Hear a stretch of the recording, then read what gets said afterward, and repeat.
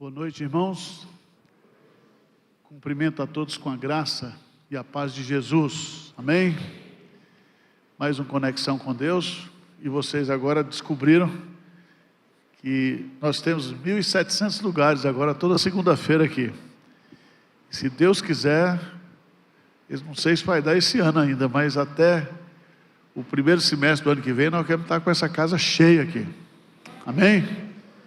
Vamos ficar de pé, vamos agradecer. Como é que foi seu dia hoje? Foi bom? Esse é o dia que fez o Senhor. Alegremos-nos e regozijemos nele.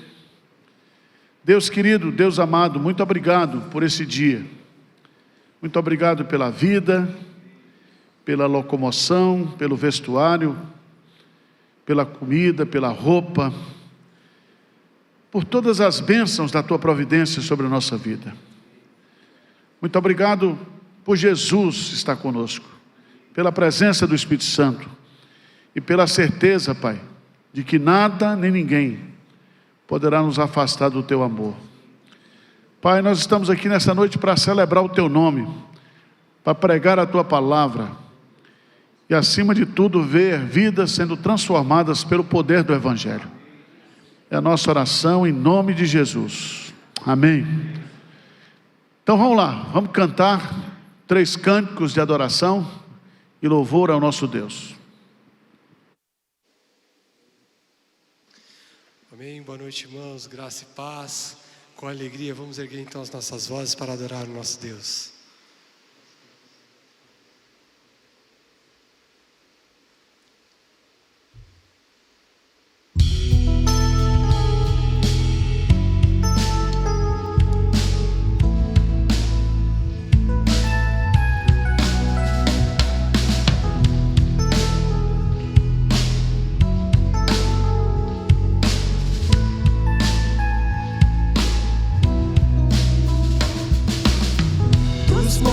Correm para o mar, teu rio de amor por mim.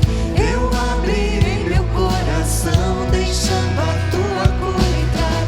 Me alegro por te pertencer, levantarei as minhas mãos.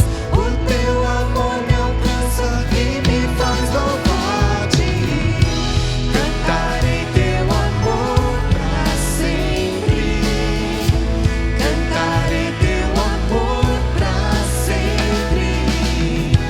Cantarei teu amor para sempre. Cantarei teu amor para sempre.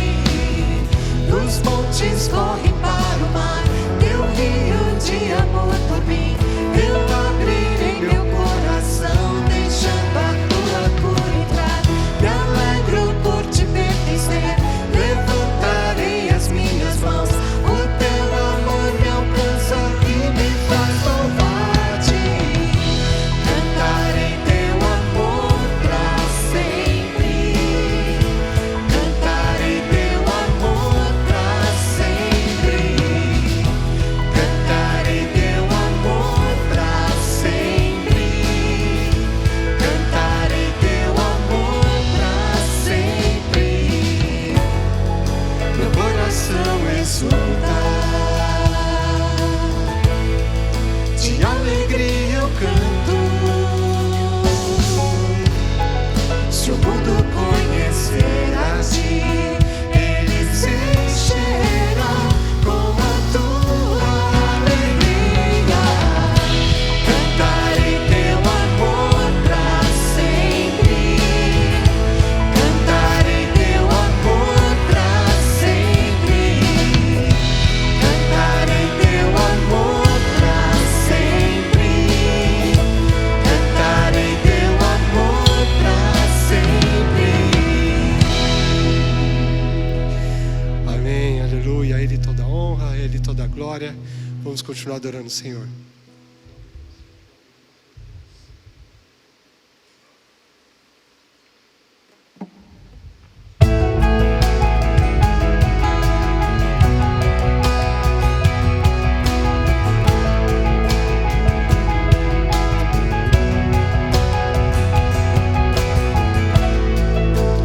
Todos necessitam de um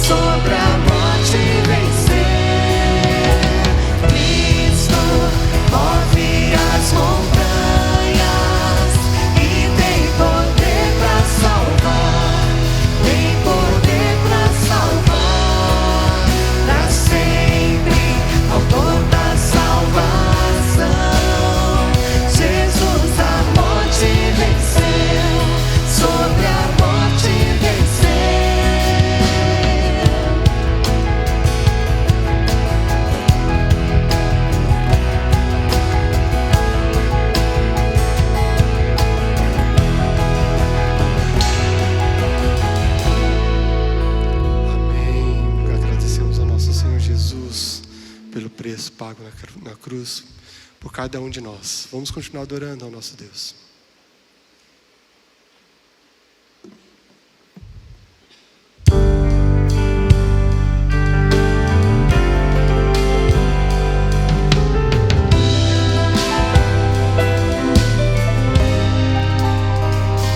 Jesus Cristo mudou meu viver. Jesus Cristo mudou meu viver. É a luz que ilumina meu ser. Sim, Jesus Cristo mudou meu viver.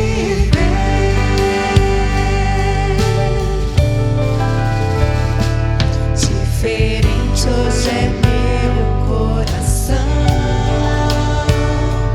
Diferente hoje é meu coração. Cristo deu-me paz e perdão. Sim, diferente hoje é meu coração.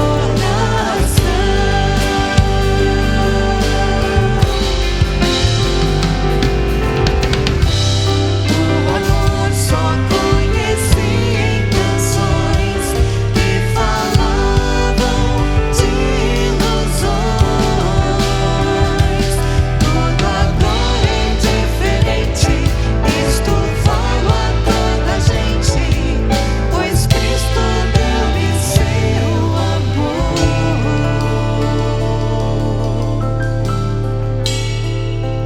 Jesus Cristo mudou meu viver. Jesus Cristo mudou meu viver. É a luz que ilumina meu ser. Sim, Jesus Cristo mudou meu viver.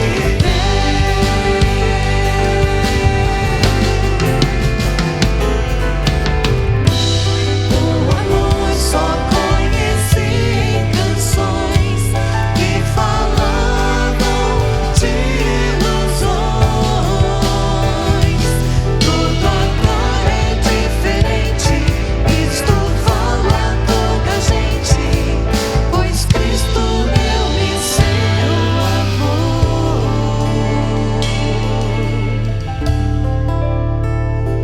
Jesus Cristo mudou meu viver. Jesus Cristo mudou meu viver.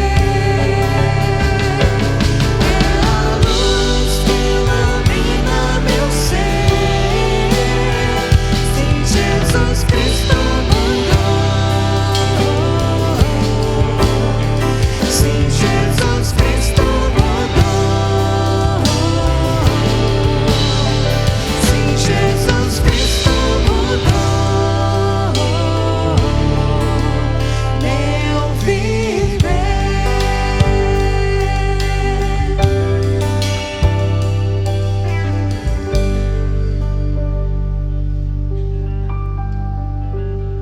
Podem sentar, por gentileza. Nós vamos ter um tempo de oração aqui agora. Eu quero agradecer. Cadê o pastor Cleiton? Pastor Cleiton, levanta aí a turma que veio com você. Todo mundo que veio com o pastor Cleiton. São mais de 70 pessoas. Tem gente internacional aí, de tudo quanto é lugar, né? Sejam bem-vindos, se sintam amados e acolhidos aqui em nome de Jesus. Tá bom? Pode sentar, você que está nos assistindo aí, não importa a sua igreja. Vamos fazer caravana para segunda-feira. Isso aqui é a tenda de adoração, onde Deus vai começar o avivamento em São Paulo. E o avivamento começa quando a gente se une. Certo?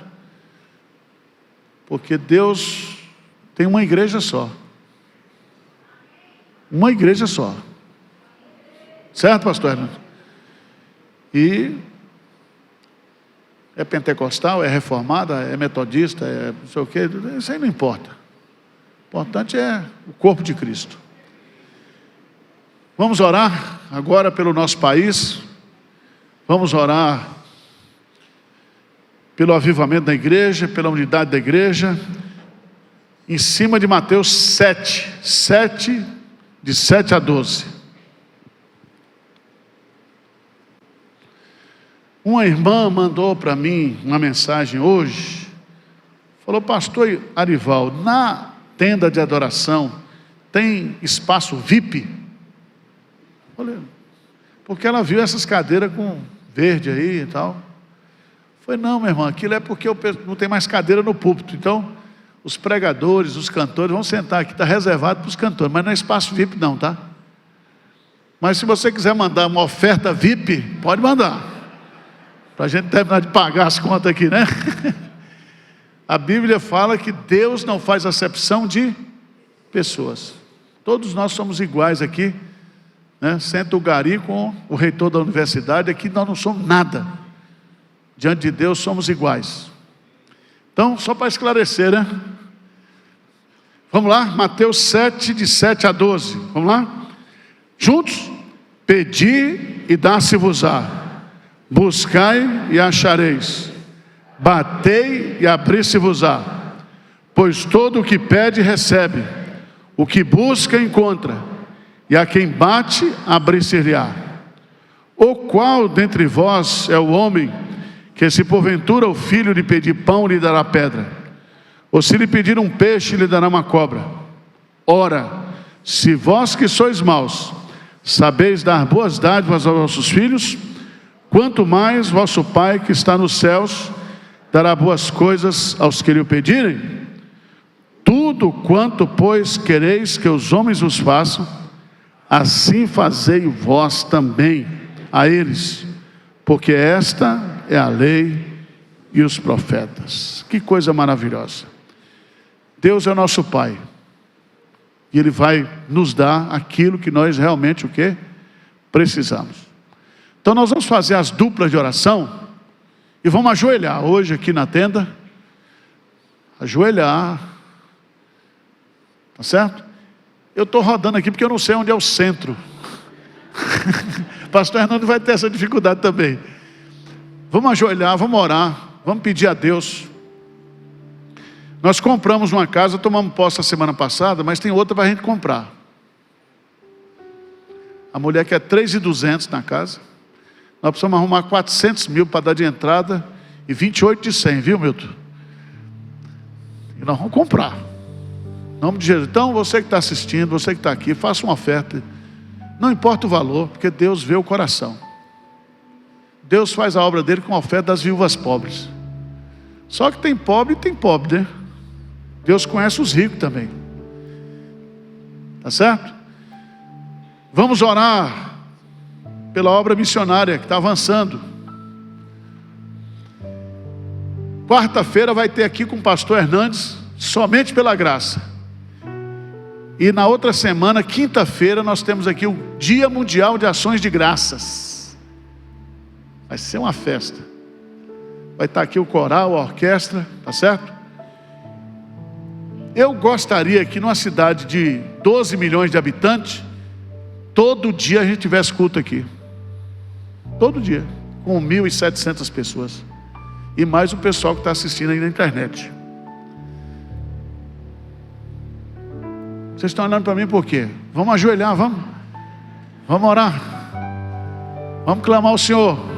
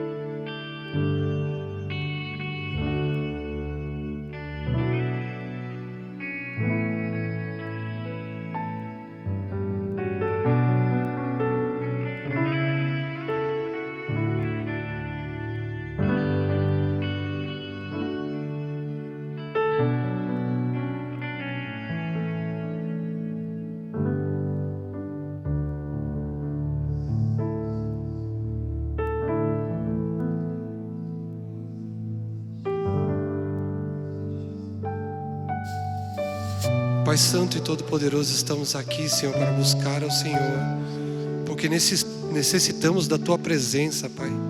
Precisamos de Ti, Senhor.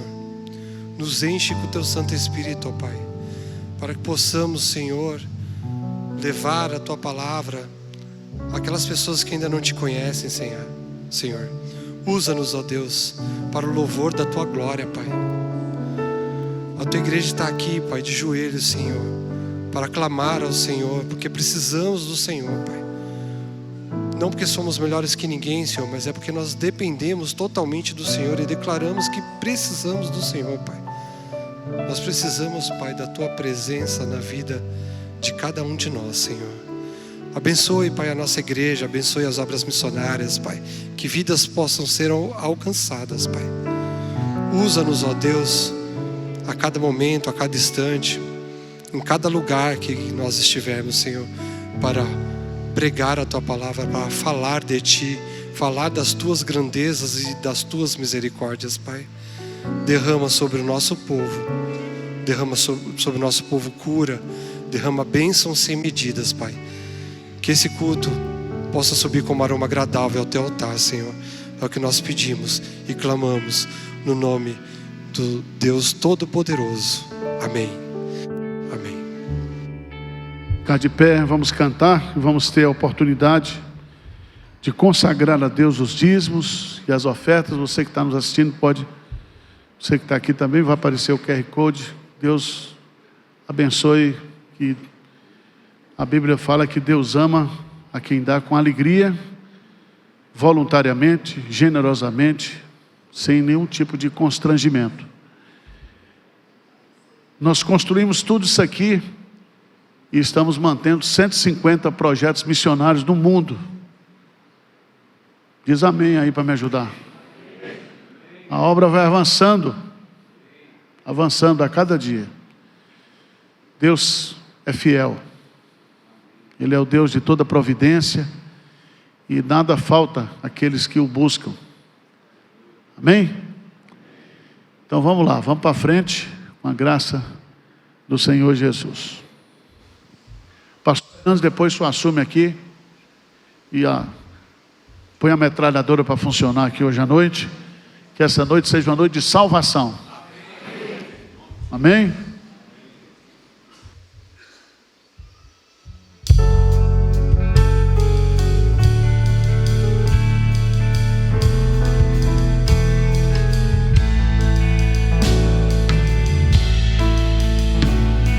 Salvador maravilhoso,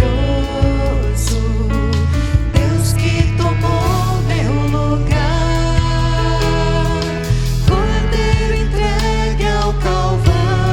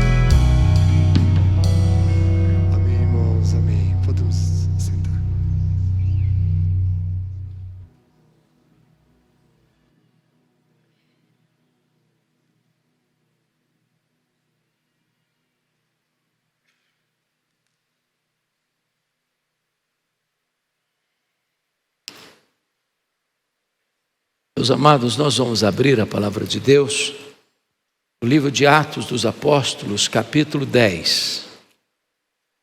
Atos dos Apóstolos, capítulo 10.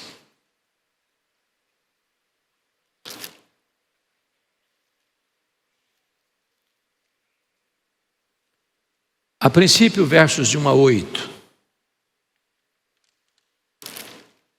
Depois, a partir do verso 23. Está escrito: morava em Cesareia um homem de nome Cornélio, centurião da corte chamada Italiana, piedoso e temente a Deus com toda a sua casa, e que fazia muitas esmolas ao povo, e de contínuo orava a Deus. Este homem observou claramente durante uma visão, cerca da hora 9 do dia, um anjo de Deus que se aproximou dele e lhe disse: Cornélio. Este, fixando nele os olhos e possuído de temor, perguntou: que é, Senhor? E o anjo lhe disse: as tuas orações e as tuas esmolas subiram para a memória diante de Deus. Agora envia mensageiros a Jope e manda chamar Simão, que tem por sobrenome Pedro. Ele está hospedado com Simão Curtidor, cuja residência está situada à beira-mar. Logo que se retirou o anjo que lhe falava, chamou 2 dos seus domésticos e um soldado piedoso dos que estavam a seu serviço, e, havendo-lhes contado tudo, enviou-os a Jope. Verso 23. Pedro, pois, convidando-os a entrar, hospedou-os. No dia seguinte levantou-se e partiu com eles. Também alguns irmãos dos que habitavam em Jope foram em sua companhia. No dia imediato entrou em Cesareia. Cornélio estava esperando por eles, tendo reunido seus parentes e amigos íntimos. Aconteceu que, indo Pedro a entrar, lhe saiu Cornélio ao encontro, e prostrando-se-lhe aos pés, o adorou. Mas Pedro levantou dizendo: ergue-te, eu também sou homem. Falando com ele, entrou, encontrando muitos reunidos ali, a quem se dirigiu dizendo: vós bem sabeis que é proibido a um judeu ajuntar-se ou mesmo aproximar-se a alguém de outra raça. Mas Deus me demonstrou que a nenhum homem considerasse comum ou imundo. Por isso, uma vez chamado, vim sem vacilar. Pergunto, pois, por que razão me mandaste chamar? Respondeu-lhe Cornélio: faz hoje 4 dias que por volta desta hora estava eu observando em minha casa a hora 9 de oração, e eis que se apresentou diante de mim um varão de vestes resplandecentes e disse: Cornélio, a tua oração foi ouvida e as tuas esmolas lembradas na presença de Deus. Manda, pois, alguém a Jope, chama Simão, por sobrenome Pedro. Acha-se este hospedado em casa de Simão Curtidor, à beira-mar. Portanto, sem demora mandei chamar-te, e fizeste bem em vir. Agora, pois, estamos todos aqui na presença de Deus, prontos para ouvir tudo o que te foi ordenado da parte do Senhor. Então falou Pedro, dizendo: reconheço, por verdade, que Deus não faz acepção de pessoas. Pelo contrário, em qualquer nação, aquele que o teme e o faz o que é justo, lhe é aceitável. Esta é a palavra que Deus enviou aos filhos de Israel, anunciando-lhes o evangelho da paz, por meio de Jesus Cristo. Este é o Senhor de todos. Vós conheceis a palavra que se divulgou por toda a Judeia, tendo começado desde a Galileia, depois do batismo que João pregou, como Deus ungiu a Jesus de Nazaré, com o Espírito Santo e com poder, o qual andou por toda a parte fazendo bem e curando a todos os oprimidos do diabo, porque Deus era com ele. E nós somos testemunhas de tudo o que ele fez na terra dos judeus e em Jerusalém, ao qual também tiraram uma vida, pendurando-o no madeiro. A este ressuscitou Deus no 3º dia, e concedeu que fosse manifesto, não a todo o povo, mas às testemunhas que foram anteriormente escolhidas por Deus, isto é, a nós que comemos e bebemos com ele, depois que ressurgiu dentre os mortos. E nos mandou pregar ao povo e testificar que ele é quem foi constituído por Deus, juiz de vivos e de mortos. Dele todos os profetas dão testemunho de que por meio de seu nome, todo aquele que nele crê, recebe remissão de pecados. Ainda Pedro falava estas coisas, quando caiu o Espírito Santo sobre todos os que ouviam a palavra. E os fiéis que eram da circuncisão, que vieram com Pedro, admiraram-se, porque também sobre os gentios foi derramado o dom do Espírito Santo, pois os ouviram falando em línguas e engrandecendo a Deus. Então perguntou Pedro: porventura pode alguém recusar água para que nos seja batizados estes que, assim como nós, receberam o Espírito Santo? E ordenou que fossem batizados em nome de Jesus Cristo. Então lhe pediram que permanecesse com eles por alguns dias. Amém.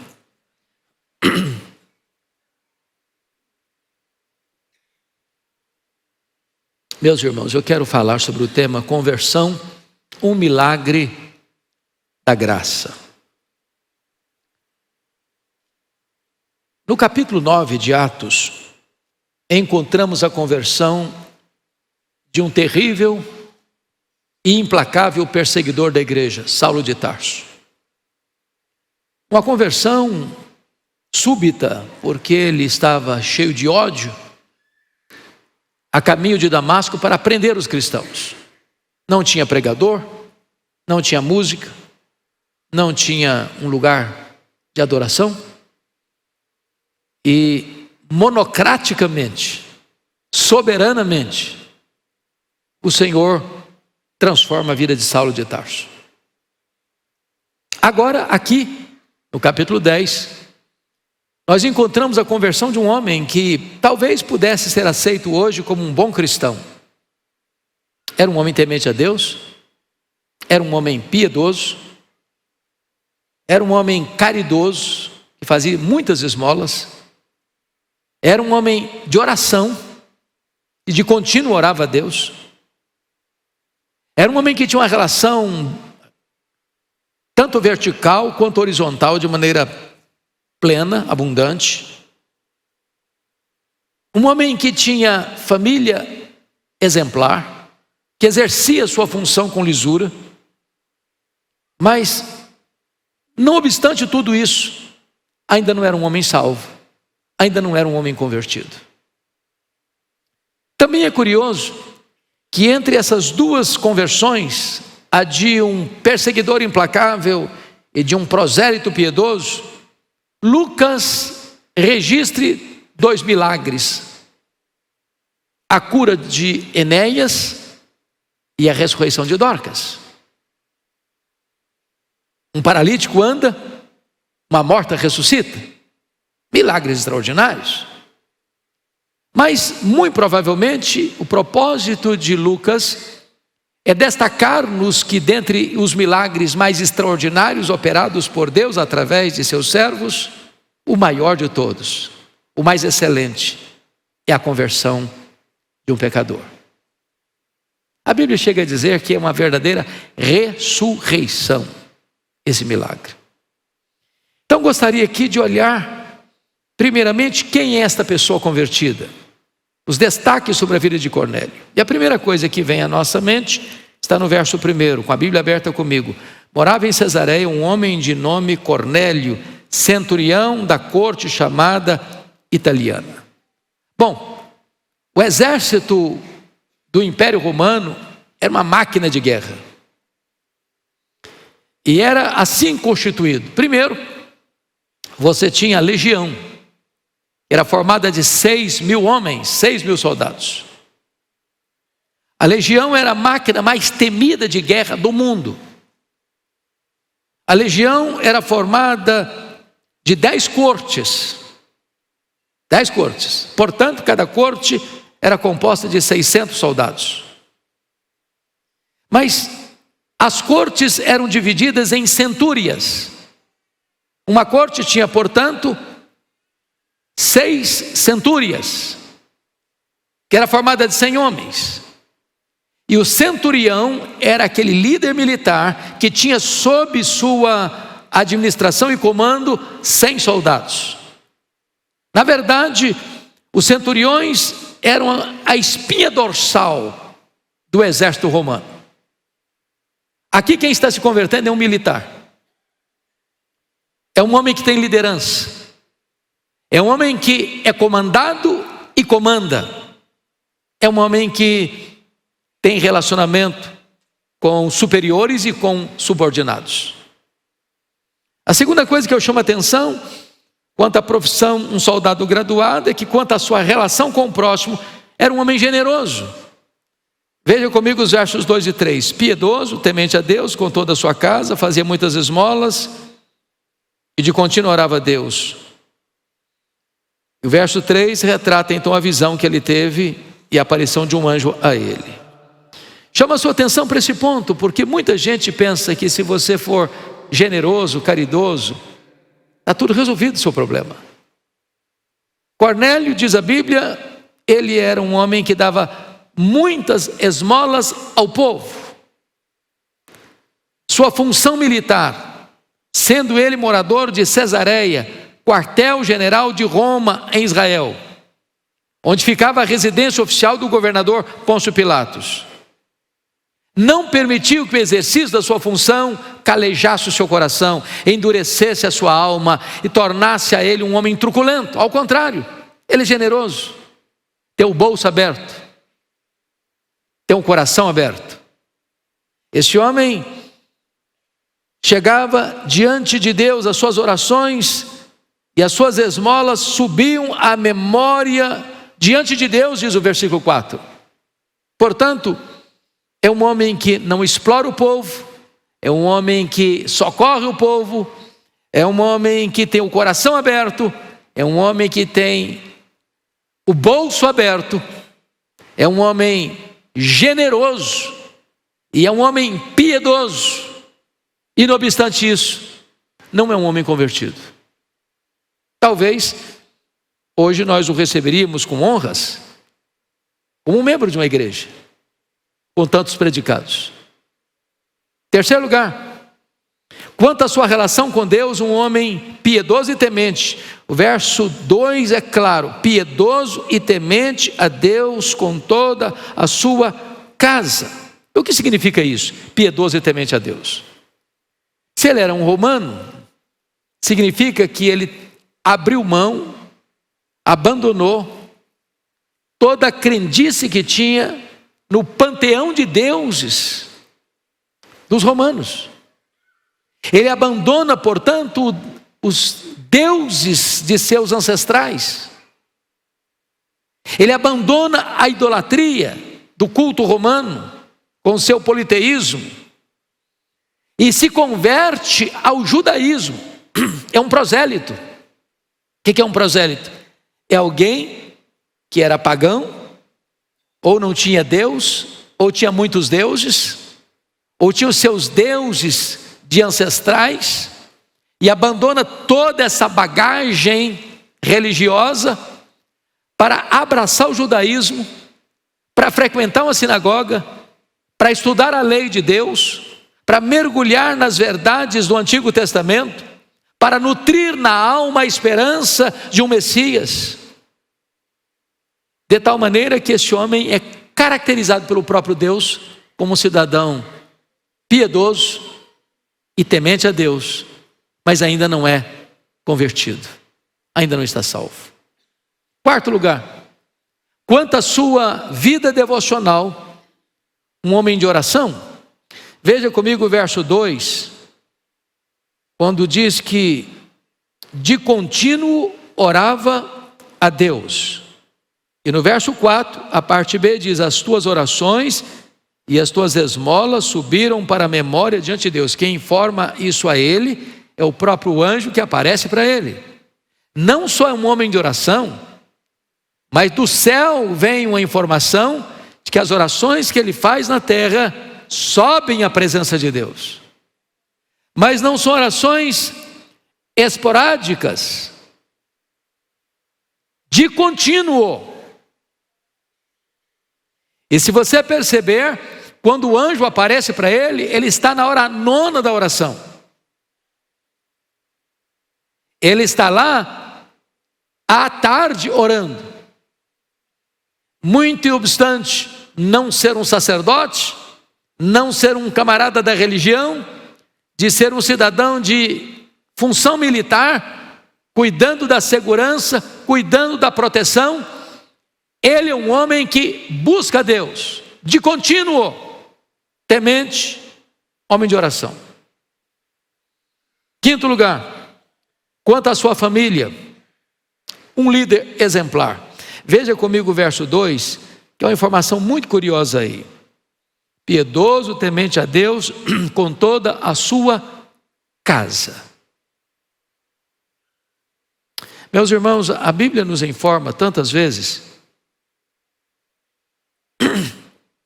de gente piedosa, gente de Deus, que não teve o privilégio de ter uma casa temente a Deus.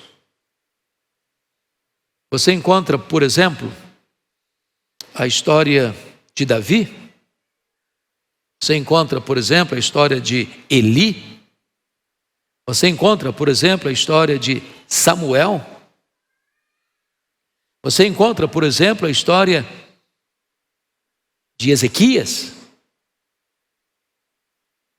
Mas esse cidadão aqui, não ele era apenas temente a Deus, mas toda a casa dele, certamente por influência dele, temiam a Deus.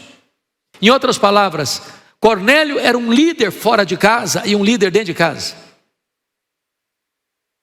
Cornélio era um herói fora dos portões e um pai e um marido respeitado dentro do lar.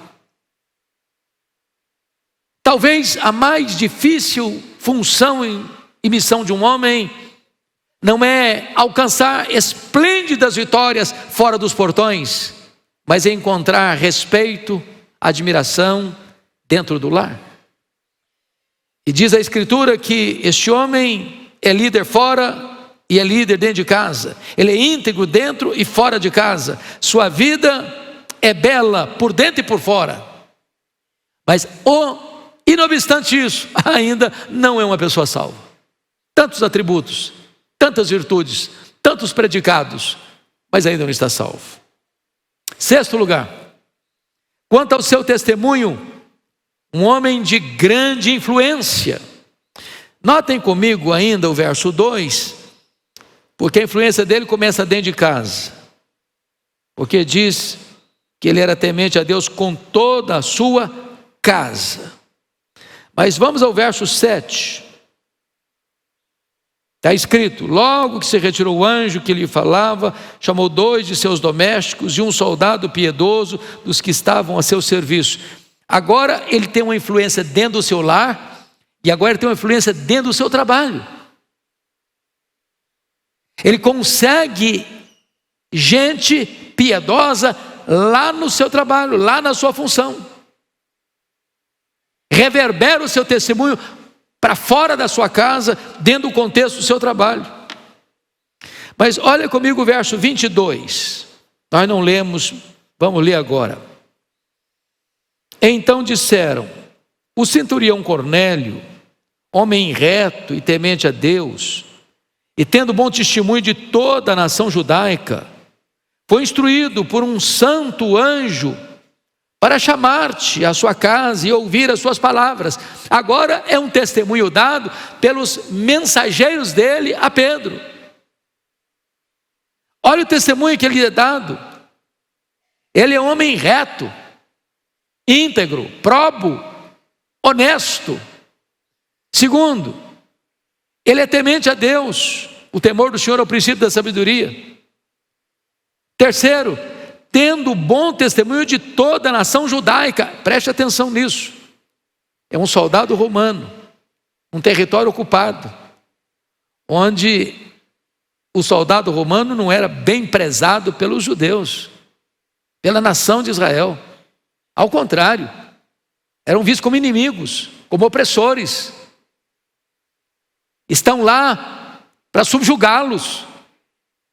Mas apesar de ocupar esta função de soldado, aliás, de um centurião que tem 100 soldados debaixo das suas ordens em Israel, toda a nação de Israel o respeita, toda a nação de Israel o ama. Então, note que ele tem influência em casa, ele tem influência no trabalho e ele tem influência na sociedade. Apesar de tudo isso, ele ainda não é um homem salvo, ainda não é um homem convertido. Sétimo lugar, quanto à sua disposição de agradar a Deus, é um homem pronto.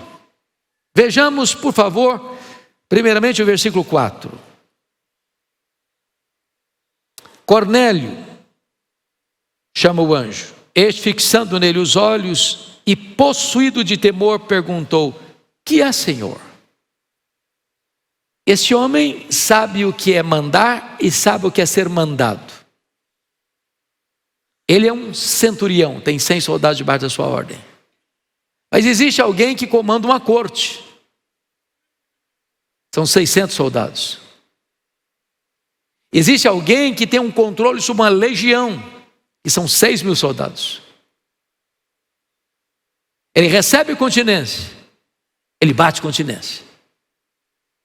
E quando o anjo fala com ele não se dirige a este anjo, a não ser usando um termo de muito respeito: que é, Senhor? Estou pronto, eis-me aqui, pode falar, eu quero ouvir. É isso que significa. Segundo, ele era sedento de ouvir a palavra de Deus. Dê uma olhadinha comigo, por favor, o que está escrito no verso 24.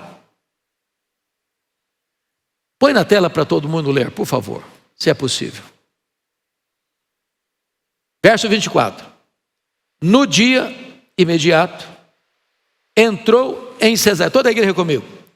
No dia imediato, entrou em Cesareia. Cornélio estava esperando por eles, tendo reunido seus parentes e amigos íntimos. Olha aqui que o camarada, antes de se converter, já é um evangelista. Ele está chamando um pregador para vir à sua casa, para pregar a ele a palavra de Deus. E ele diz: olha, vamos aproveitar que o pregador vem, vamos juntar mais gente, vamos reunir mais pessoas. A quem ele convida, diz o texto, parentes e amigos íntimos. Ele tem amigos. E dele Carnegie disse corretamente: você quer ter amigos? Seja um amigo. Porque se você não é amigo, você não vai fazer amigos. Ele tinha amigos.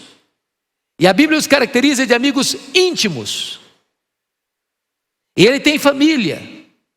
E ele quer aproveitar o ensejo e a oportunidade para que todos possam ter a oportunidade de ouvir a palavra de Deus. Ele tem sede dessa palavra e ele quer que essa palavra alcance, além dele, outras pessoas que ele ama e preza. Mas olha a prontidão dele no verso 33. Ponha na tela para toda a igreja ler comigo, por gentileza. Versículo 33. Vamos todos ler. Portanto, sem demora, mandei chamar-te, e fizeste bem em vir.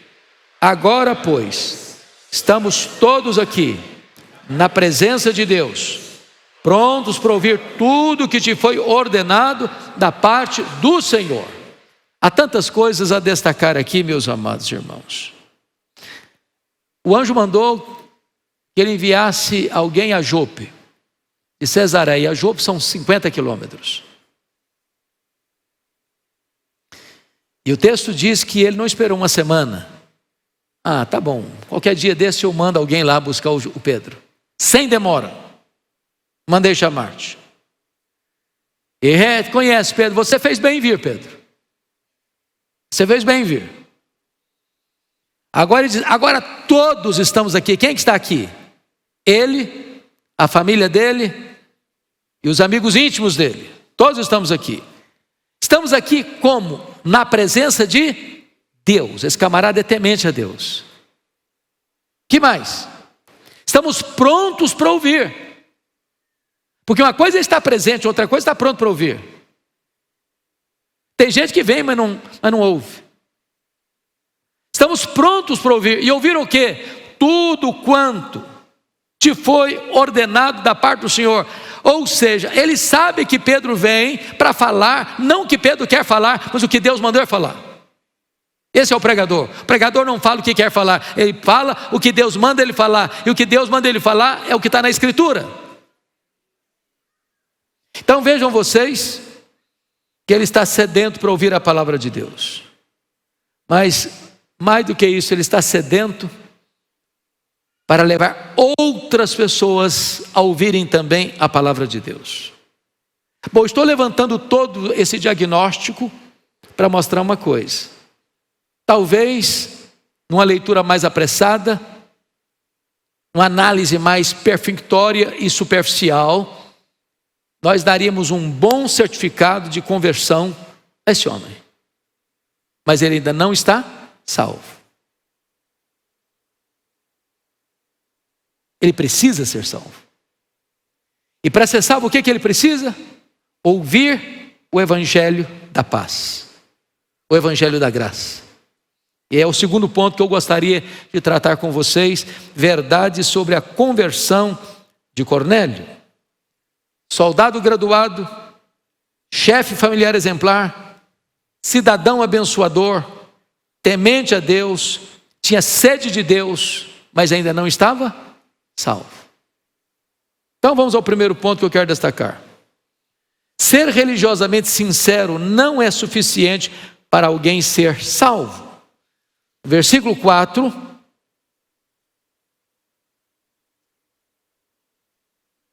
Está claro aí que ele era um homem de oração, era um homem que fazia muitas esmolas, e as orações e as esmolas subiam para a memória diante de Deus. Portanto, esse cidadão, ele é piedoso, ele é sacerdote lar, ele é influente no trabalho, ele tem bom testemunho da nação, ele é conhecido na terra, ele é conhecido no céu, mas ele ainda precisa fazer o quê? Ouvir o evangelho da graça de Deus. E qual é este evangelho? Veja você o versículo 36, bota na tela para a igreja toda acompanhar a leitura do verso 36. Vamos juntos? Esta é a palavra que Deus enviou aos filhos de Israel, anunciando-lhes o evangelho da paz por meio de Jesus Cristo. Este é o Senhor de todos, é o evangelho da paz. E vamos ver daqui a pouquinho no que consiste este evangelho da paz: a vida de Cristo, a morte de Cristo, a ressurreição de Cristo, o senhorio de Cristo, é anunciar Cristo. Não há outra maneira de você levar alguém à salvação, à conversão, a não ser que você anuncie Cristo. É o centro, o eixo da mensagem cristã. Veja você, por gentileza, verso 43. Está escrito assim: dele, de Jesus, todos os profetas dão testemunho de que, por meio do seu nome, todo aquele que nele crê, recebe o quê? Remissão de pecados. Então, há muitas pessoas virtuosas, irmãos, convenhamos. Tem gente que não é crente no sentido que nós usamos, membro de uma igreja. Tem uma vida linda, exemplo de vida, em casa, no trabalho, na sociedade. A vida é uma vida irrepreensível do ponto de vista dos predicados normais da sociedade. Talvez até um bom frequentador de igreja. Mas a não ser que esta pessoa tenha seus pecados perdoados, cancelados, por causa do sangue do Cordeiro, não tem salvação. Não tem salvação. Nós às vezes ficamos imaginando uma conversão de um Saulo de Tarso. O cara era um monstro, mandava matar, prendia, açoitava. Esse cara tem se convertido mesmo. Talvez seja um Zaqueu que morreu, viveu de maneira ilegal, de maneira ilícita, enriqueceu, passando a perna nos outros. Não, esse cara tem que ser convertido mesmo. A mulher apanhada em flagrante adultério, não, essa tem que ser convertida mesmo. Maria Madalena, de quem Jesus expulsou 7 demônios, tem que ser convertida mesmo. O ladrão da cruz viveu a vida toda na ilicitude, tem que ser convertido mesmo. Mas um cidadão, que é bom chefe de família, é um trabalhador honrado, é respeitado na nação, um homem de oração, um homem que dá esmola, um homem temente a Deus. Você diz, mas esse homem também precisa ser convertido? Quem sabe eu esteja falando para alguns Cornélios aqui nessa noite. É preciso conversão Porque sinceridade só não é suficiente. Segundo lugar, onde o evangelho da paz chega, os preconceitos precisam cair por terra. Veja comigo os versos 34 e 35.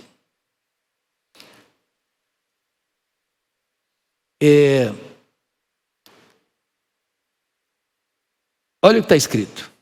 Então falou Pedro dizendo: reconheço por verdade que Deus não faz acepção de pessoas. Pelo contrário, em qualquer nação, aquele que teme e faz o que é justo lhe é aceitável. O que é curioso é que o Pedro, ele teve que romper algumas barreiras. Meus irmãos, isso é tão forte, que nós estamos falando de muito tempo depois do derramamento do Espírito Santo. E o que acontece? Deus trabalhando no Pedro, porque às vezes Deus precisa trabalhar no pregador, mais do que na pessoa para quem se prega. Primeira barreira que Deus rompeu na vida dele, que ficou hospedado na casa de um cidadão chamado Simão, o curtidor. O curtidor trabalha com o quê? Com couro. Que na ideia dos judeus era um trabalho impuro. Então um judeu puro sangue não ficaria nunca na casa de um curtidor hospedado. Então Deus já começou a quebrar as barreiras culturais na vida do Pedro. Mas Deus deu uma visão para Pedro, de um lençol que descia do céu, segurado nas 4 pontas, com animais que eram impuros. E ele escuta uma voz de Deus: levanta, mata e come. E ele responde: não, Senhor, mas de jeito nenhum. Não dá para você chamar Senhor e desobedecer. E se ele chama de Senhor, eis-me aqui. O Pedro era resistente. E Deus insistiu com ele 4 vezes: olha, não considere impuro aquilo que eu chamo puro. Do que essa visão estava tratando? Estava tratando que chegaria na casa dele, naquela casa do Simão Curtidor, mensageiros para ele pregar para um gentio. E Pedro não está bem curado disso ainda não, porque no verso 28, e nós vamos, põe na tela para a gente ler, se fosse hoje, talvez o Cornélio falou: já que você não está a fim de vir aqui na minha casa, então pode ir embora. Olha o que ele começa a dizer para o Cornélio na casa dele. Toda a igreja comigo, verso 28. A quem se dirigiu dizendo: vós bem sabeis que é proibido a um judeu ajuntar-se ou mesmo aproximar-se de alguém de outra raça. Ponto, para aqui. É da palavra de Deus o que ele está falando, ou é da cultura dele? Ou é da cabeça dele?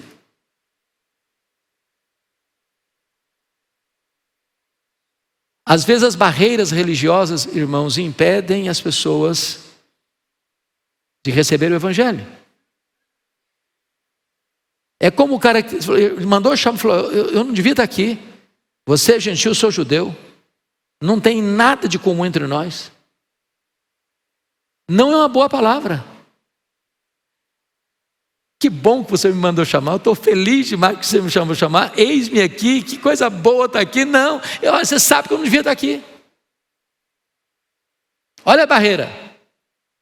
Mas de repente as barreiras precisam ser quebradas em nós, para levarmos o evangelho a todas as pessoas, de todas as raças, de todas as culturas, de todas as ideologias. É o evangelho da paz que quebra barreiras. É o evangelho da paz que chega em Samaria e uma barreira de mais de 700 anos de inimizade é quebrada. Porque é o evangelho da paz que derruba essas barreiras. E onde o evangelho chega, meus amados irmãos, as resistências acabam. Louvado seja o Senhor. Porque se você olhar no versículo 14... a resposta de Pedro lá na visão é: de modo nenhum, Senhor. Não tem de modo nenhum, Senhor, não. O Senhor manda. Servo obedece. Servo não dá ordem para Senhor. Servo cumpre ordens do Senhor. Mas o problema, irmãos, não era só do Pedro, não. Veja vocês comigo, que Pedro, no capítulo 11, enfrenta uma grande batalha com os líderes da igreja de Jerusalém. Eles deram uma bronca em Pedro, porque Pedro entrou na casa do Cornélio e pregou para ele. Foi preciso que Pedro testemunhasse para os líderes de Jerusalém, que mantinham essas barreiras levantadas E está escrito no verso 18 assim: ouvindo eles, os líderes de Jerusalém, estas coisas, o testemunho de Pedro, apaziguaram-se e glorificaram a Deus, dizendo: logo também aos gentios foi por Deus concedido o arrependimento para a vida. Ou seja, até então os líderes da igreja de Jerusalém não estavam entendendo muito bem ainda que aos gentios foi concedida a bênção do arrependimento para a vida.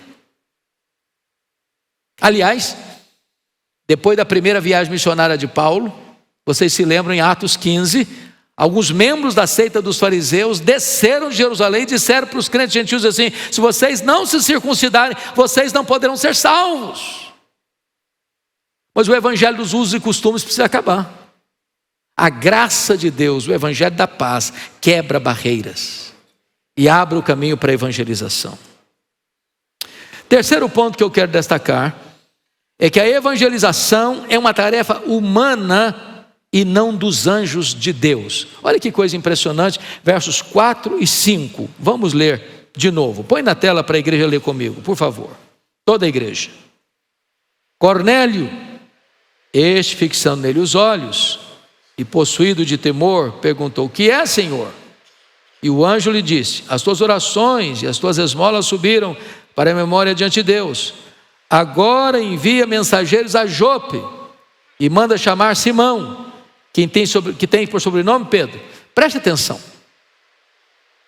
O anjo do Senhor apareceu para Cornélio numa visão e dá uma ordem para ele mandar mensageiros lá em Jope. Cornélio está aqui em Cesareia Marítima, 50 quilômetros. Vai lá, manda chamar Pedro.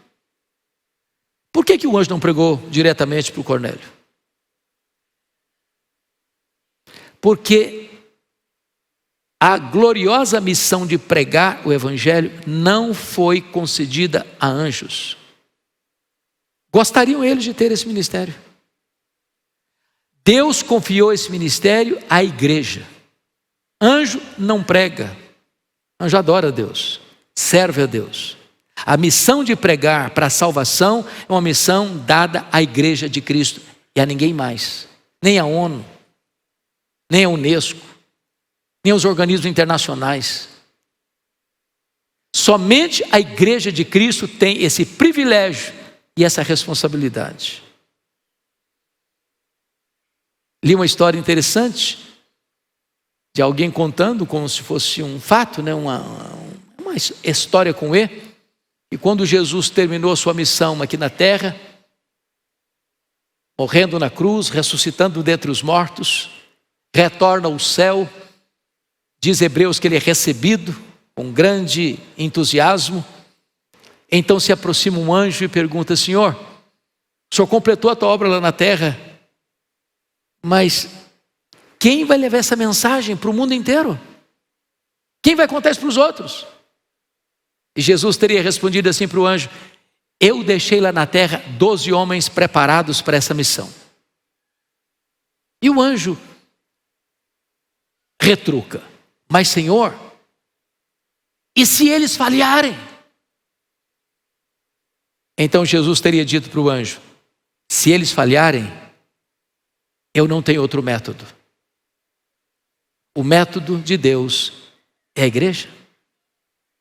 É você. Essa mensagem é nossa responsabilidade. O anjo aparece a Cornélio, dá uma ordem para ele mandar buscar o pregador. O pregador precisa vir e pregar o evangelho da paz. Aí tem salvação. Quarto lugar, o evangelho está centrado na pessoa e na obra de Cristo. Versos 36 a 43, irmãos, mostra para nós que quando Pedro chega então naquela casa, ele vai declarar, versículo 36, esta é a palavra que Deus enviou aos filhos de Israel, anunciando-lhes o evangelho da paz por meio de Jesus Cristo. E quando ele fala desse evangelho da paz, ele destaca algumas coisas. Primeiro, a vida de Jesus. Versículo 38, Deus ungiu Jesus de Nazaré com o Espírito Santo e com poder, qual andou por toda parte fazendo bem, curando todos os oprimidos do diabo, porque Deus era com ele. Então, o ministério dele de cura, de libertação, de restauração. Segundo, nós somos testemunhos do que ele fez na terra dos judeus e em Jerusalém, ao qual também tiraram a vida, a morte dele. Terceiro,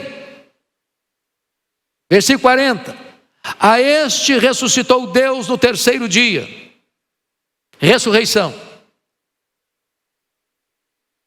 Quarto, versículo 42. Nos mandou pregar ao povo e testificar que ele é quem foi constituído por Deus, juiz de vivos e de mortos. Ele é o juiz de vivos e de mortos. Mas, vejam vocês, verso 43. E eu queria que toda a igreja lesse o 43 comigo, por favor. Vamos ler juntos? Dele, todos os profetas dão testemunho de que por meio de seu nome, todo aquele que nele crê, recebe remissão de pecados. Então preste atenção, a vida dele, a morte dele, a ressurreição dele, o senhorio dele, como juiz de vivos e de mortos, esta é a essência do Evangelho. E Pedro testemunha que todos os profetas, portanto, a unidade nas Escrituras. A salvação, por meio de Cristo, é a mensagem central de toda a Bíblia. Os que viveram antes de Cristo, olharam para frente e creram no Cristo da profecia. Nós que viemos depois, olhamos para trás, crendo no Cristo da história. Porque o Cristo da profecia e o Cristo da história é o mesmo. Portanto, nunca houve e jamais haverá salvação, a não ser em Cristo Jesus nosso Senhor. É só nesse nome que existe remissão de pecados. Pois bem, queridos, então, permita-me concluir dizendo o seguinte: aqueles que recebem o Evangelho, é o nosso quinto e último ponto, precisam, aqueles que recebem e creem no Evangelho, recebem o Espírito Santo e devem ser integrados à igreja de Deus. Preste atenção nos versos 44 a 48, porque Pedro está pregando quando cai o Espírito Santo sobre eles. Sobre quem? Sobre todos que ouviam a palavra. Portanto, somos levados a entender que todos que ouviram a palavra se arrependeram e creram. O Espírito Santo vem sobre eles. E então diz o texto que Pedro fica entendendo que sobre os gentios também o Espírito Santo foi derramado. Então não tem mais barreira de judeus e gentios. Quebrou a barreira. Quebrou a barreira. Depois, Pedro entende que se eles receberam o Espírito Santo, não se pode negar a eles o batismo, porque o batismo com água é um símbolo visível da recepção invisível do Espírito Santo. Se eles receberam aquilo que foi representado pelo símbolo, nada impede que eles recebam o símbolo, então devem ser batizados. E então, ser batizado significa que esta pessoa é ingressada na igreja de Deus. O que significa isso? Que não tem crente isolado. Não tem crente sem integração no corpo, na comunidade. Normalmente depois da pandemia e desta ideia tão equivocada de que eu posso ser crente do meu modo, do meu jeito, na minha casa, eu não preciso de igreja, eu não preciso frequentar, não preciso participar de uma comunidade. É um equívoco, é um equívoco. Porque o batismo representa exatamente essa integração na comunidade da fé. Foi o que Jesus mandou fazer. Indo, portanto, fazer discípulos de todas as nações, batizando-os em nome do Pai e do Filho e do Espírito Santo, ensinando-os a guardar todas as coisas que vos tenho ordenado. E eis que estou convosco todos os dias, até a consumação dos séculos. Quem crer e for batizado, será salvo. E desta maneira, irmãos, Atos relata a conversão de um gentio. Depois de relatar a conversão de um judeu, Saulo de Tarso. Agora relata a conversão de um gentio. E esta é a igreja de Deus, judeus e gentios. Como o pastor Ival disse, só tem uma igreja, só tem um povo, só tem um rebanho, só tem uma família, só tem um corpo. É a igreja do Deus vivo. Não tem placa. Hoje estamos repartidos em placas e nada contra as placas, desde que elas não privem de você o evangelho genuíno da graça. Porém, a igreja militante tem placas, mas a igreja triunfante não terá mais placas, só terá uma marca: aqueles que foram lavados no sangue do Cordeiro. Esses são aqueles que fazem parte da única igreja viva e verdadeira, a igreja de Cristo. Que Deus abençoe sua vida, que Deus abençoe o seu coração. E se você está aqui hoje, é um Cornélio, com tantas virtudes, com tantos predicados, com tantas coisas boas a seu favor, pare e pense: você já foi alcançado pelo evangelho da graça? Pode haver salvação também nesta noite, nesta casa, na sua vida, na sua família. Deus abençoe você.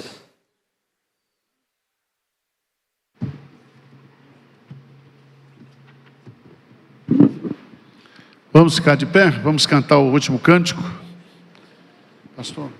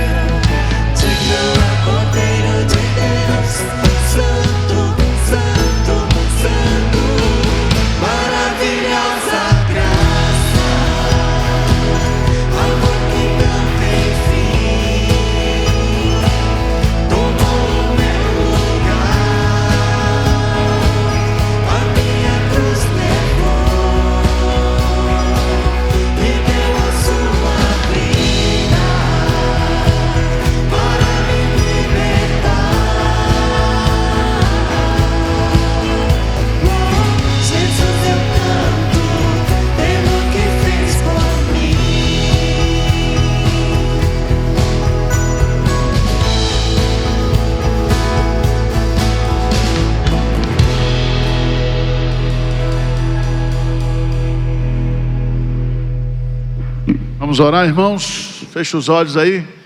Quem já está salvo aqui, levanta a mão. Baixa a mão agora. Quem não está e quer ser salvo aqui nessa noite, levanta a mão. Amém, amém, amém, amém, amém. Senhor Deus, salva-nos e seremos salvos. Cura-nos e seremos curados. Converta-nos e seremos convertidos, Senhor.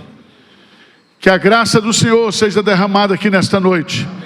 E que essa noite seja uma noite de salvação. Ajuda-nos, encoraja-nos. E que possamos viver exclusivamente pela fé na Tua graça.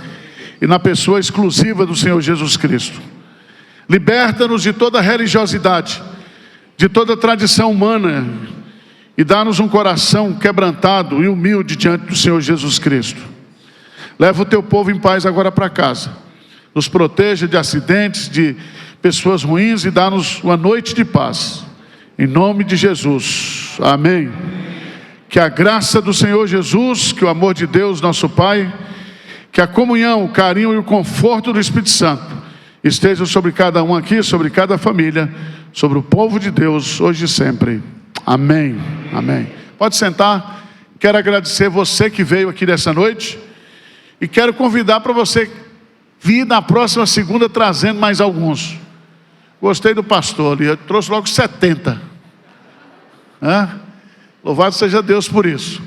Então, vida que segue, amanhã, 5 horas da manhã, vai ter a nossa madrugada de oração, lá no templo antigo. Quarta-feira, o Somente pela Graça vai ser aqui. E o pastor Hernandes vai estar pregando. Nós vamos ceder o auditório lá, porque quarta-feira as nossas crianças estarão embarcando para um acampamento. Certo?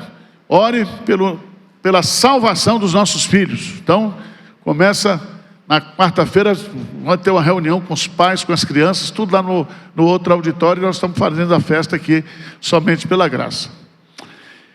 Quinta-feira, irmãos, é feriado. Dia do não sei o que, como é que é? Consciência negra.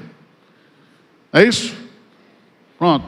Tem consciência negra, consciência branca, consciência disso, consciência daquilo. Nós vamos fazer o congresso aqui, Mães da Aliança. Quem é mãe aqui, levanta a mão. Você ora pelo seu filho todo dia? Tem que orar mesmo, tem jeito não. Virou mãe, agora está encrencada. Até morrer vai ter que orar para o filho. Não tem filho pequeno, filho grande, filho velho. Minha mãe tem 87 anos, eu vou lá, ela me trata como se tivesse 5. É sermão para todo lado. Como é que já viu o pastor ir para o culto de camisa sem paletó? Eu esqueci o paletó hoje, mas tudo bem. Nós temos o devocional e temos aqui o negócio do play, né? Isso aqui foi feito para você ter realmente uma vida disciplinada de oração. Uma notícia boa, nós fechamos hoje uma parceria com a editora Zion e com a nossa TV. E nós vamos transmitir o congresso na íntegra, para todo o Brasil e pelo mundo afora. O pessoal lá da Bahia ligou, pastor, nós não podemos ir, nós temos aqui 70 mulheres orando todo dia. Eu falei, vocês vão receber o congresso gratuitamente aí. Põe o povo na igreja, reúne e as mensagens ao vivo. Tudo ao vivo e de graça. Porque aqui não tem miséria. Tá certo? Então, você que está nos assistindo aí, gratuitamente, você poderá ter o conteúdo do congresso que será realizado ao vivo, gratuitamente. Você pode botar numa TV, na sua igreja, no telão, reunir as mães de oração. Pessoal de Manaus, aquela irmã nossa lá que tem 200 mães reunidas. Você é da igreja católica, tem problema não.